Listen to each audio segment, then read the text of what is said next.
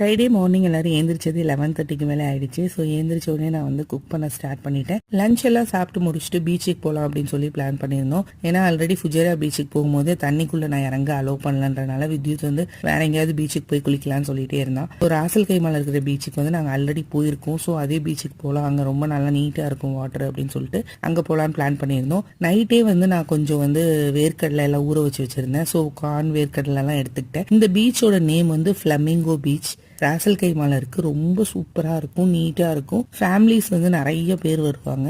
பீச்சில் விளையாண்டுட்டு குளிக்கிறதுக்கான ஃபெசிலிட்டிஸும் வச்சிருக்காங்க. ரெஸ்ட் ரூம்ஸும் அவைலபிளா இருக்கும். ராசல் கைமால ஆல்ரெடி நாங்கள் ரேக் பீச் போயிருக்கோம். பட் அதை விட எங்களுக்கு வந்து இந்த ஃபிளமிங்கோ பீச் வந்து ரொம்ப பிடிக்கும். பீச்ல எல்லாம் விளையாண்டு முடிச்சுட்டு ராசல் கைமா பேலஸ்லாம் எப்படி இருக்குன்னு பார்க்கறதுக்காக அந்த பேலஸ் ஏரியாக்குள்ள போயிருந்தோம். என்ட்ரன்ஸ்ல கார் எடுத்துட்டு போனோடனே இது ஸ்பெஷல் என்ட்ரன்ஸ், இங்கெல்லாம் வரக்கூடாதுன்னு சொல்லிட்டாங்க. அப்படியே பார்க்குக்கு போயிட்டு விளையாண்டுட்டு வீட்டுக்கு வந்தோடனே மிச்சம் இருக்கிற காண மசாலா காணாக்கியாச்சு. வீடியோ பிடிச்சிருந்தா ஃபாலோ பண்ணிக்கோங்க.